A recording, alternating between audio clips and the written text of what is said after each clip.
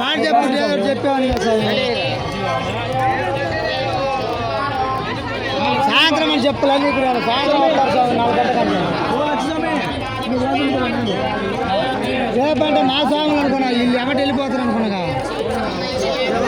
మావయ్య పక్కన వాళ్ళు వచ్చినారు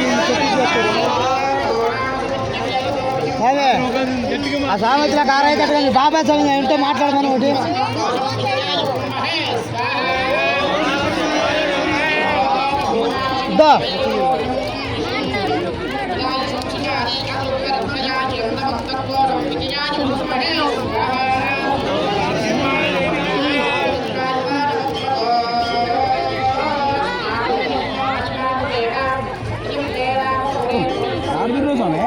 అన్న వాటి మీదనా